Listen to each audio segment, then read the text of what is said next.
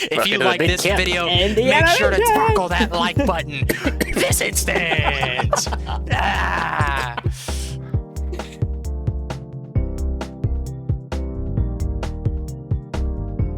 Welcome to the first episode of the Kippicles Podcast, where today we're going to be covering the revival of indie animation on YouTube. I'm Hey Dino. I'm here with Jonos and Slimzy. Hey guys, people are skipping Netflix or skipping going to like Cartoon Network, or skipping going to Adult Swim. You just open up YouTube, there's like at least 15 to 20 like indie pilots. And some of them are doing surprisingly well. Like I've seen many like over 1 million. And then, there's the obvious big ones we've seen the last couple of years, like Amazing Digital Circus. That one fucking blew up. Basically, anything that like Glitch posts will always blow up when it comes to their pilots and stuff. But there's this one I made you guys watch the other day. The dude, the guy who works at the car dealership who animated his phone call as rats. Dude, Borb Glorbus, that's his channel. That guy, his fucking Rats the Series pilot, bro, that show is so funny. And you can check out any of these pilots we're talking about. Kippicles in the description below. We have a playlist featuring our favorite pilots, some of the things that we're talking about. But I know we've watched Smiling Friends, or at least we've seen most of Smiling Friends. I haven't seen the last 2 episodes or anything yet, but those are 2 guys. They started out on YouTube doing indie animation, stuff like that. So there's like this very clear pathway that's kind of opened up the last couple of years where you get a following on YouTube, or you post your pilot on YouTube, you get a little bit of a group or big fan base going into it, and then you can kind of take it other places like that. How do you guys feel? I don't know, because personally, I think that if you have the internet fan base, it's almost more enticing to kind of stay online and kind of keep that creative freedom. But, there's plus sides to being with a network. I don't know. The budget. Yeah. A budget, true. Get a team together, honestly. But I think it's a big thing. It's like, if you stay on like YouTube or something, you don't have to necessarily bend to the will of a studio. You probably miss out on a bag, especially if like Netflix is trying to pick you up, but you also end up, you run that risk of them being like, oh, we don't like any of this. Can you like tone it down a whole bunch? And it's not really your product anymore. That way on YouTube, you've already got your fans. And they like a lot of people, including myself, you want to watch something real. You don't want to watch something that was, attention slop, something that's just like, hey, this is a 30-minute show. We're putting out 12 seasons of it, 12 episodes each. You're just going to watch it mindlessly. People want something real. I won't say like grassroots, but like people who have clearly worked for it, put it in, they want to see that. It's nice. It's a genuine product. It's like all those people. Like, I'm not gonna say like, oh yeah, like it's like people who shop local, but it's like a mom and pop type thing versus like Walmart. I love the farmers market. No hate. Hey, no hate on Walmart though. Look, I shop there. I like my blue collar animators just a little bit more. Blue collar animation. My big corporate animators. Yeah. Not afraid to get their hands reminds me of dirty. one of my biggest inspirations on the internet. Ooh. Speak to that. Just a casual thing. Shout out. Shout out to DSP. Shout out to DSP. Shout out to my boy Darkside Phil. Really most grassroots. blue collar. Oh god. Most blue collar streamer. He if you think you want to talk about crowdfunding, you can crowdfund. Oh yeah, you want to talk about that's a one of the fundraiser. OG. You want to talk about OG grassroots. He was there. he was there long enough to grow, mature, and die, and get taken over by mushrooms. Like a phoenix, really. In the same, yeah. Oh well, we're still waiting for that damn light bulb head. Still waiting for the rebirth right now. I think the mushrooms decomposition is still going on, but it's a slow process. A lot of matter there to get rid of. For some reason, it made me think about Close Enough, the J.G. Quintel show that he had on HBO Max. Bro, like he made 3 seasons of that. They were beloved by many people, us included. Me and John watched all 3 seasons of it. And then it just gets taken off of HBO. They ended it on like a cliff. No not even a cliffhanger hardly, right? It just ended. Yeah, it ended. I remember because that last episode was solid, but it was just like it needed another season. It wasn't done. It wasn't supposed to be done. Like Yeah. that. Yeah, that sucks. It definitely deserves more Because like time. you want to be able to see it through. Like, yeah, I get money Yeah. and stuff. So so many projects start and never finish. I mean, hey, Oh, look at yeah. us. Like, look at us. We've started so many things and never finished it. But ultimately you want to. But yeah, then the studio's like, well, it just didn't get as many views. So sorry, pal. Like, it's done. I know. It just leaves the fans feeling screwed Just over. losing that right to preserve it is just. I think that's one of the things I like a lot about these newer, going back to like the Amazing Digital Circus. Like, they were really big in their deal with Netflix about they still get to post it on YouTube and they still get to have it on like their own thing. Yeah. I think I hope that a lot of people, if they keep pitching to stuff like that, will keep going with trying to keep the rights to their stuff, or at least being able to distribute it how you want. Because close enough, I think about that all the time. It's just such a tough spot to be in. Because he got the HBO Max deal, regular show was over. He was really putting like most of his energy into it, and then it didn't get a DVD, didn't get a Blu-ray, didn't get any way to buy it on like digital storefronts or anything either. It was just HBO Max needed a item to write off, and it's like boom, you just lose everything. You lose all those years that you guys worked on Close Enough. So that stuff like that definitely doesn't sit right with me. You can't even watch Ruby for free anymore, and that was a web series that they did in like 2012 just on YouTube and their website. Now you can't even watch it without I think it's on Hulu. It's like restricted to watch on there. Wow. And then even Red versus Blue now, you can watch the episodes on their website for free, but the long movie formats, how they had it on YouTube before they shut down, those are paywalled by them, which I guess is different because now that Rooster Teeth's coming back, I guess it's different. Now they're kind of like raising money for bringing it back or whatever. But dude, it just blew my mind whenever they got bought, and then all that stuff was locked behind a paywall when I was watching it on YouTube and watching it on their website for free. Those are the old days. There's been a lot of good indie stuff online. John, how did you find Happy Tree? Because I found it through you. Honestly, I think it was just a thing where I was scrolling. And then honestly, I don't necessarily want to say that as a matter of fact. Someone may have told me about it, but I'm just trying to remember who. Because I knew like you and Lucas, and I just can't think of anyone else who would have told me to go look up Happy Tree Friends. Yeah, I can't think of anyone besides you. I think I just saw it and I looked at it and I just like, wow, probably not the best thing to be watching as like a kid. Oh no, absolutely not. Like 10, yeah. But I watched it, and I watched like just episode after episode after episode. It was so stupid, but I don't know. There was something about it. It was just insane. It was insane. I guess that was the best word I can use to describe it. I was like, wow, I just can't stop watching it. Mondo Media, that studio that did that, did either of you watch Dig Figures? I can't remember if we've talked about that show before. I think I watched Red some and Blue with stick you. Figure. Yeah, I watched some with you, but I never watched it all the way through. Their other series, Dig Figures, is so good. When I think about early stuff that we used to write, and like, especially for Sweet 403, like when I think about Jack and Henry, Red and Blue from Dig Figures, I definitely think of. I absolutely love that one. It ended in like 20.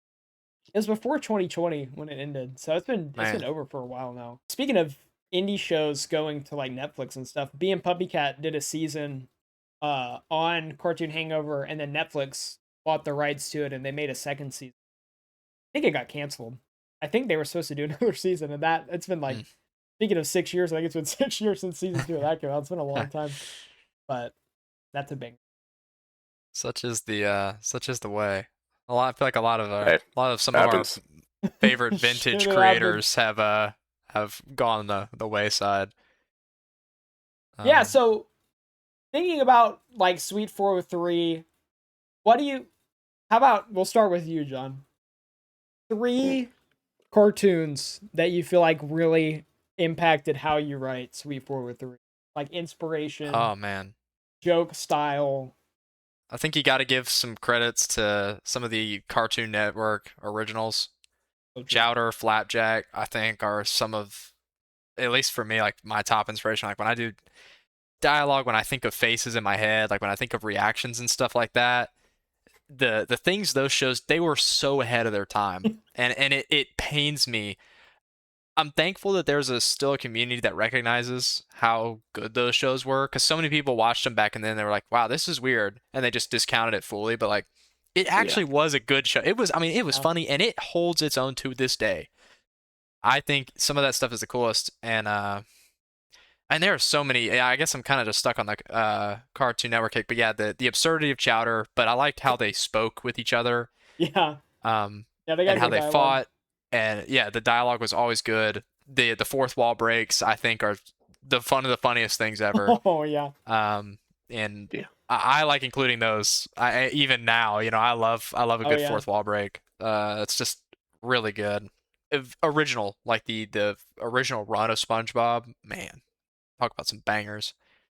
And I'm gonna say this is kind of coming to my head right now, and for some reason I can't get it out of my head because I'm thinking about some of the episodes that I've written.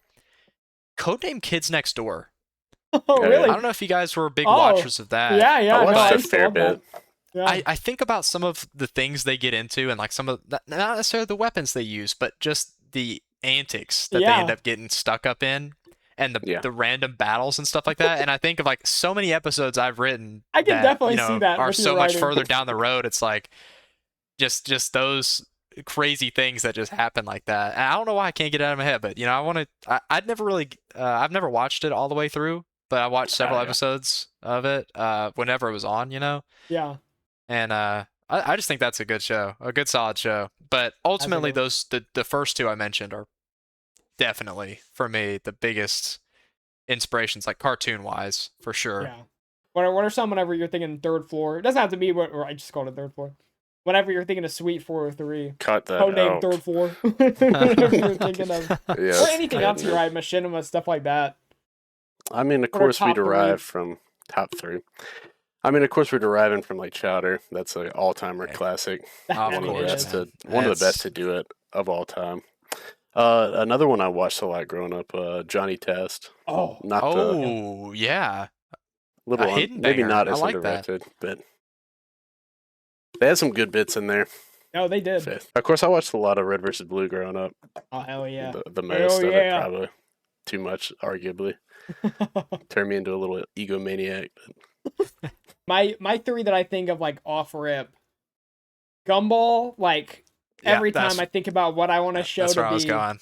Like a Gumball is just all 6 of the original seasons are just like, even the new seasons I watch with my youngest sister, and even the new ones they're even more crazy. Like they let them get away with like even more stuff. Like Darwin and Gumball are like straight up like FaceTime like gay baiting each other in like 2 episodes, bro. I'm like, how did they let them get away with this on Hulu? But Gumball, I mean, that's like a perfect example of how to do an animated show. You've got the 3D blended with the 2D. You got like the whatever her name is with the upside down face. That's like just a straight up a person's head like upside down. That's such a good idea for like animating a character and like getting animation out of the way.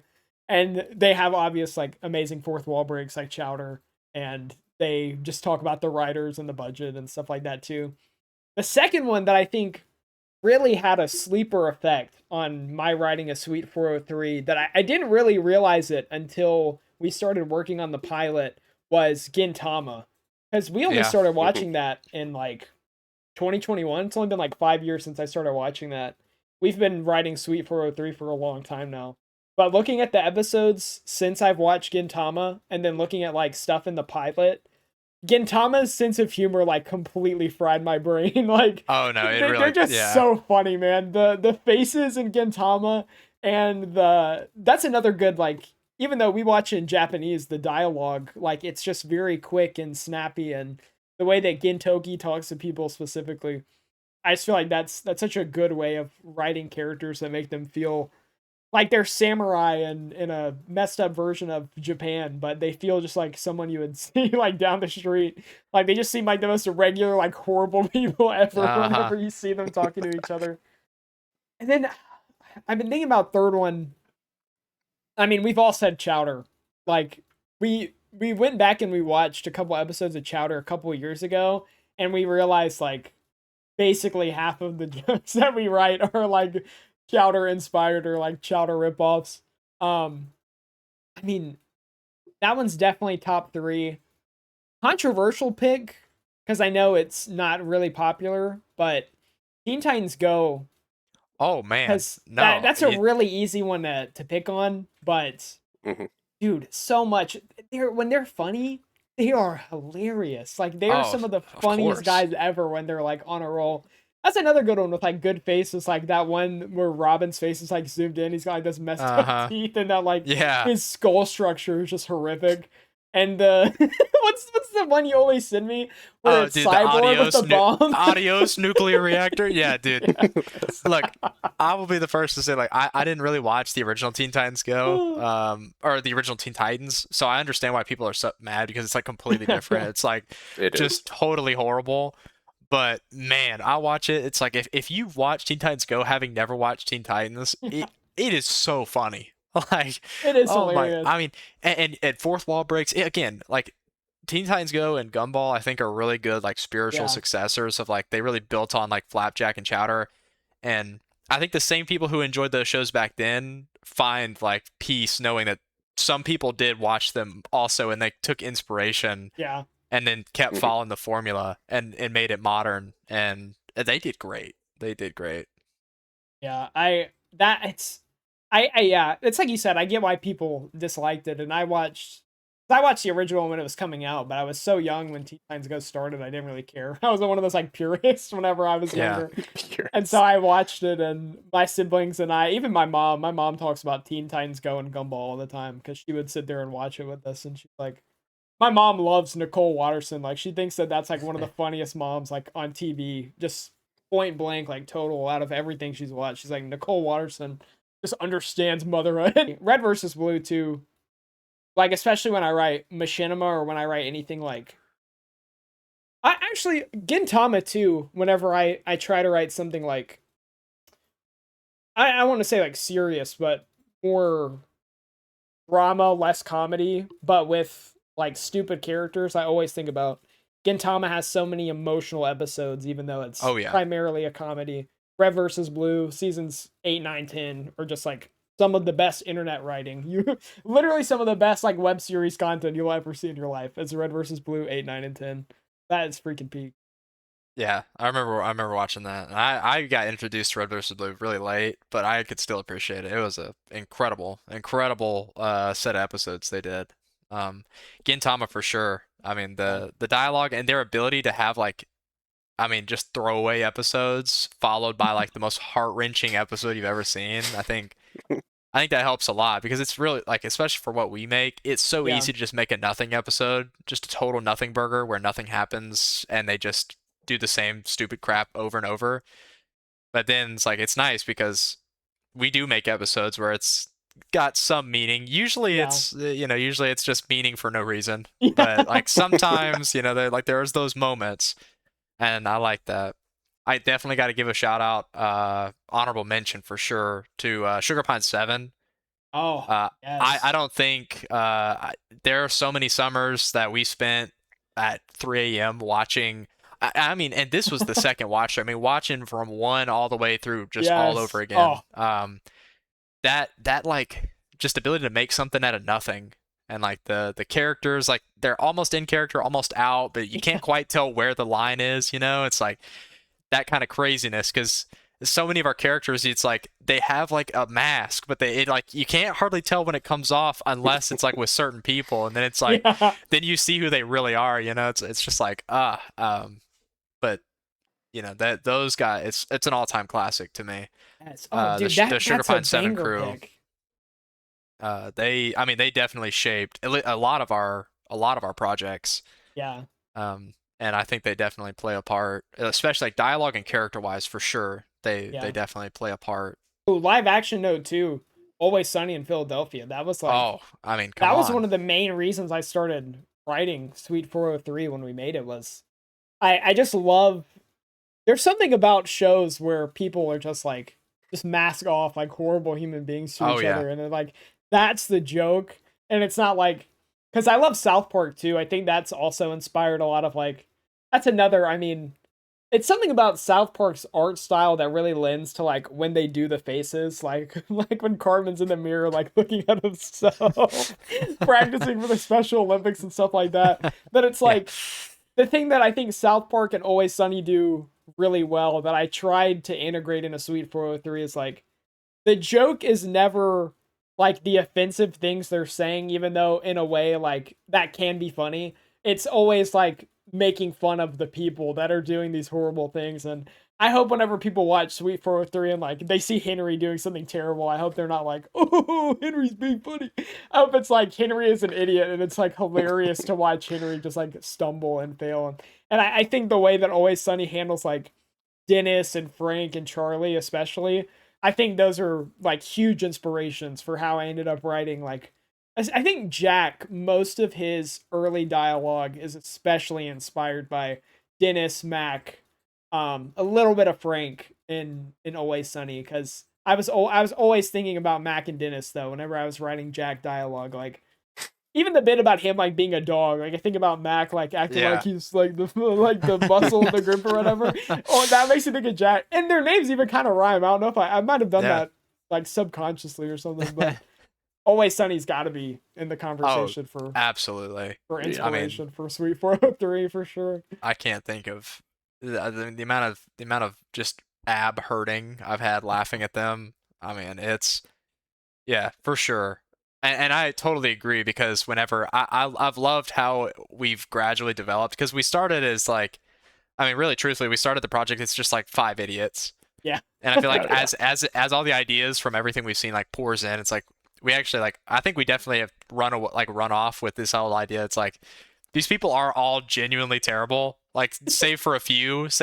Like these people all have like crippling flaws, and not necessarily like they're just mean to other people. I mean, like just varying levels of things going. Oh yeah, some of them are just horrible, but. I love that, and just like you said, I don't want them to, they see Jack and Ray, just completely destroying this kid, just like verbally ripping someone apart, and it's like, wow, it's like that guy's just a side character, like that guy's he's not even a side character, like that guy's a nobody, like these people just act like this, like wow, like this isn't just an office thing, like these people wake up and are like this, that's the kind of monsters I like. I like when it's just this is who you get. Like you better be happy with it. Oh man. Yeah, I agree. I feel like, and talking about the Always Sunny inspiration too, even the way that the cast was set up where it's like 4 guys, one of them's a little older, and then there's 2 siblings. I was like, definitely, but I think it's because shows like Always Sunny, and I think even our show Sweet 403 that we're making, I think that you see a little bit of like people in the characters, and it's kind of easy to like assign who you think your friends are to like certain characters and stuff. Like I'm sure people watching Sweet 403 know a Henry. Like I think everyone knows a Henry somewhere in their life, and not gonna name names, but sometimes we may even be the Henrys in the people's lives. Yeah, sometimes so I think people will see that, or everyone's got like a Cody, just that one homie you got who just like stays out of most of the drama, but is somehow just stuck like watching it all go down. Yeah, reliable. The foundation of the friend group or whatever. But I'm glad you said that. I feel like we have turned them from like the very first scene in the pilot. You see, he's like trying to get everyone like he's got to round these people up in the parking lot. Cody and Jack are over here like Cody didn't even realize what the building looked like compared to how the pictures were.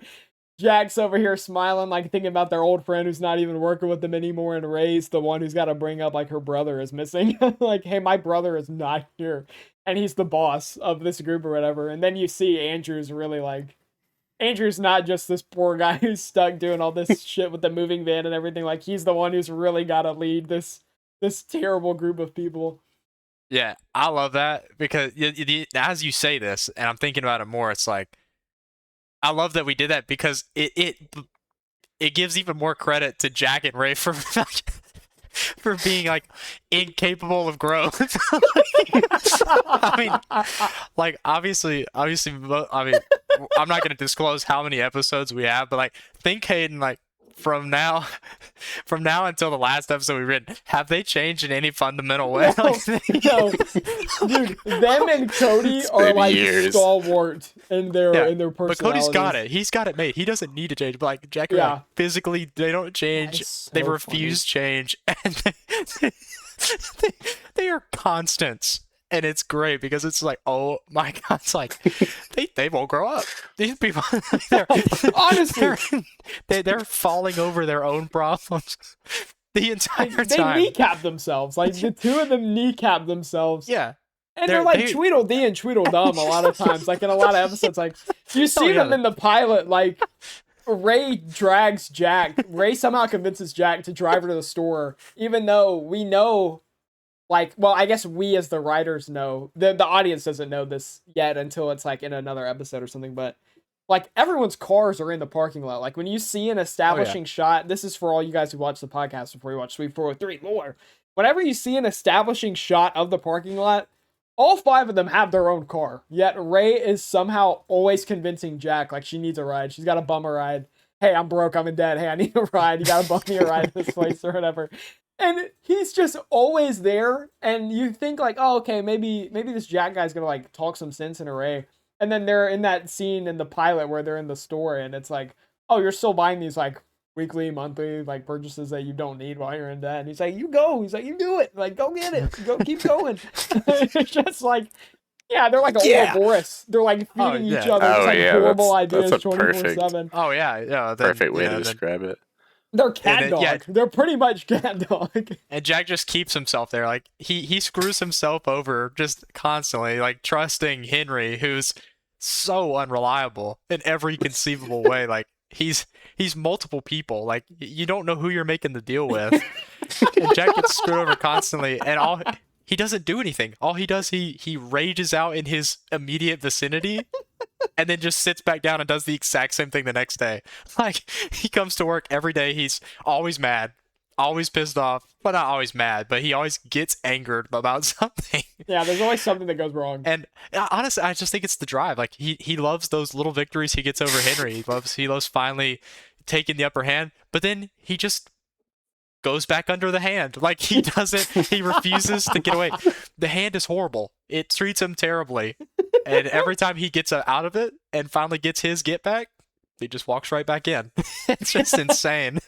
I mean, Jack is a lot like a ranked League of Legends player, you know? You get the little wins, even though you get beaten down every other game. You know, you keep pressing the queue up. You just got it. You queue back up. You get your little victory. You forget about it immediately after you win because you go on like 10 losses. The wins aren't worth it anymore yet. You're going to press that queue button again the next day and you're going to go right back onto the rim. That Jack has ranked mentality with dealing with Henry. Oh, for sure. And I'm sure there's a tinge of fear of Andrew as well, knowing that he's this deep into it. Andrew's got to have bodies. Andrew can't be everywhere at once. There's got to be manpower somewhere in this office. Yeah, well, and Andrew's is just a tragedy. He's now he can no longer escape because he has to protect these people who refuse, not just can't, they refuse to protect themselves. They're incapable of growth, and he knows this. And it's like Sisyphus, you know. He's trying to save them, but they refuse it. And he's stuck there because his own desire to improve the company won't allow him to leave. And he just wants the best for the group, but he's constantly having to wrestle it with Henry, who has no care whether the company rises or falls because he knows he'll exist no matter what. Much like DSP. Much like the cockroach that is DSP. Henry. Henry will wise. Henry knows that at the end of the day, there's death, taxes, and Henry Underwise will get out scot-free from whatever. And it's kind of funny thinking about it. Like, the initial pilot episode that I wrote in, oh my god, it's been almost 10 years. In 2018, when we first started coming up with Henry's whole, like we talked about earlier, everyone's like a copy-paste of like a personality trait. it was like Henry's was just bomb threats. Like that was all he did. Like I thought it was that episode of Always Sunny where Frank, like he's trying to stop Dennis and Dee from getting to the movie theater before him, so he calls it a bomb threat to like stop them from being able to see the movie without him. I don't know why that just like completely changed my brain chemistry. I thought that was like the funniest thing that anyone had done on TV when I saw that, and I was like, there should just be a guy who like his get out of jail free card for the most minor inconvenience in his life. It's just like, I gotta call bomb threat. I gotta tell the office like the place is gonna go sky high if I don't get what I want. Like I had to go get lunch for my friends. There's a bomb threat. I can't go get lunch. Like I'm sorry. And so I just fucking I love the way that everyone has evolved over the course of it. And they've definitely become characters. We've talked a lot about Suite 403 because that's really our flagship show. And so before we wrap up this first episode of our podcast, I thought we'd just talk a little bit about Kippicles, what we are. You've heard a lot already about our inspirations, the things that we like. And I would wholeheartedly say if you like any of the things that we've talked about, then we incorporate all that kind of stuff into everything we write and everything we make. So it's if you're into that, definitely stick around. The Suite 403 pilot, we have a teaser that we're going to play in this episode so you guys can actually see the show that we're talking about and not just hear random references that we know because we've been writing it forever. But the pilot's going to be on our website and on this YouTube channel, obviously. So subscribe, everybody. Subscribe. If you want to see Suite 403 when we actually premiere the pilot. But Kippicles, we've kind of alluded to it. We've made a lot of content. We've made so many projects since we started hanging out, like even when we were in elementary school, middle school and stuff. You know, sometimes you just don't finish a project. Sometimes you don't finish 2 projects. Sometimes you don't finish, 5, 6, 7, 8, 9, 10. And so 30. Kippicles is where we're really trying to just hunker down and focus on bringing the stories that we've written to life. Because really, at the end of the day, the 3 of us, I feel like our strongest thing is we're 3 very strong writers when it comes to having an overarching plot or when it comes to characters, dialogue. I feel like our biggest strength at Kippicles is definitely how the 3 of us write. And so we're just trying to make our stuff and actually put it out somewhere and stick to somewhat of a schedule while we do it. So Suite 403 that we've talked about, you got a teaser coming. You know what? We're gonna play Henry pisses himself. So you guys know who we're talking about with Henry. Henry has pissed and shit himself in the scene. Oh, thank God! Guys, I don't know how that kid did that in Pokemon. I felt every single bump. I've had no light, and I'm pretty sure I pissed and shit myself. I can't feel any of my I extremities. tried to warn you. You just had to ride in the back of that U-Haul the whole way. It makes the destination so much more worth it. Oh God, iron deficiency. Those are the characters. You get to see all 5 of them. You got Cody, Jack, Ray, Andrew, Henry, all right there in the parking lot of their first day moving into a new place. We do all of the animation in-house. It's just us, pretty much. It's literally the 3 of us working on everything. Jonos does the music and the soundtracks, and he's a co-writer. Slimsy is pretty much like our editor, and he's also... You want to know the dedication that he has? He went through our 500-page Google Doc of episodes we've written from top to bottom, and he read everything, and he kept a list of minor characters that we've only had an episode for and stuff like that. So very important to the process, keeping us organized, and then writing his own episodes now. And so our universe coordinator. We're indie. We're indie. We're small. We're from Mississippi. We're not from big LA. We're not some LA based giant studio or anything like that. Would we take a bag now? I'm just kidding. Unless. I mean, maybe. If it's big enough. If it blow up. Toss out a number. Let me see it. $5. All right, you got it. Sold. $5. Just start an auction, just immediately on our first episode of our podcast. All right, we're selling out. Welcome. Episode 2, they bought us for $10 and a Wendy's Dave double. Thank They gave me a Frosty for my channel. And I gave me the keychain. Lets me have a free Frosty. I think the main goal that we want to do with this podcast is keep you guys up to date with what we're working on. Give you guys some behind the scenes. Like, I really liked this episode, getting to talk to you guys kind of about our inspirations for Sweet 403 and talk more about the characters, things that you see when you watch it, but that you may not stop to think about, things with their personalities, like Jack and Andrew. Like, things you see, and then you go back and you're like, wow, he's really stuck. That man is really stuck in this position. This is his life, basically, for the rest of it. So I think getting to point that kind of stuff out and talk about special stories. I think another thing that will be a lot of fun is we've talked about including like some of the original drawings that like inspired like the episode or like the scene or something like that, because it's funny to say. Everyone always says reality is stranger than fiction, but there are so many episodes we've written that are based on like an actual thing that's happened to one of us, and I almost think it's funnier like not telling you what's actually happened to us and like what is, and just figure it out for yourself. Like, oh my god, only some of these things are based on real events. Yeah, 2 truths and a lie for Sweet 403 inspiration or whatever. But we do want to include behind the scenes stuff for you guys every podcast episode. Include teasers for stuff we're working on. Our focus right now is definitely getting out the Sweet 403 pilot. And we've talked about some other projects that we want to work on too. So we may have a couple pilots coming to you soon before we greenlight anything for like a full series. I'm sure Sweet 403 is no matter, no matter how you guys watch, just because we have so many episodes and we've really gotten into a groove this year about like actually animating it and like bringing it to life. So after everything we've done so far with the pilot, I can't imagine stopping, like not making some of the other episodes, at least a couple of the other episodes. So we'll probably have a lot of Sweet 403 content on here. And then the next episode of our podcast, hopefully in 2 weeks. I want to try and keep it bi-weekly. If any of y'all are here from some of our previous projects, I know we've kind of teased it as we've moved over to Kippicles, but again, this is not just a culmination of all of like our life and what we've watched, but it's also what we worked on. So it's a lot of ways that we've grown musically. Script writing for sure is probably some of the best writing that I've seen us do.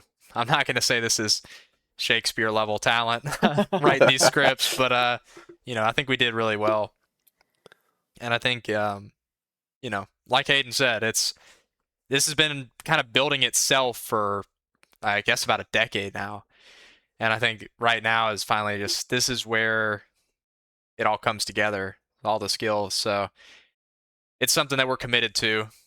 We want to share it to the world because we are convinced it's our best thing we've ever done. And of course we've got other ideas, but this right now is why we're sticking so strong to it. That's why we're following deadlines and not just tossing it aside because we can't anymore. Not for something like this. For a lot of the things we've done, it's like, no one's gonna miss it. But for this, it's like we don't want to miss our chance to at least have a couple people see it. So I hope if Hayden or the teaser hadn't already sold you, I hope you'll at least watch the pilot. And hell, if you don't like it, then I respect it, man, because it may just be no good. I don't know, but when I look at it, I look at it with heart eyes because it's like our kid. I mean, I've watched it grow from when I could hardly write anything and I said the same 2 words over and over in my scripts to writing 24-page monsters that had to be shaved down to fit. I like that. It's a journey. It's our journey. It's beautiful. Way with the words, that guy. He's got some of my favorite episodes that are coming soon. If you check out our website, Kippicles.com, and subscribe to our YouTube channel, we've also got an Instagram, Twitter, TikTok, all that kind of crap. It'll be the same stuff you see on the YouTube boards anyway, so you may as well just subscribe here. If you want to know what a Kippicle is, if you're sitting here thinking, what is a Kippicle and where did you get the Kippicle name? Check out our channel trailer where we tell you all about Kippicles, what we are, what a Kippicle is, and how Mudkip is. So be sure to check those out. Jonos, Slimsy, We'll be back 2 weeks. That should be, today's coming out August 12th, August 26th. We should have episode 2 out. And we should have a full Sweet 403 teaser on the YouTube channel. So go ahead, check that out. I'll post a link whenever we get that posted. And get ready for the pilot. We're in pilot mode. We're putting the last touches on it. So all hands on deck. Get in touch with air traffic. Anyway, thanks for watching, guys. Thanks for watching the first episode. Come back. Come back.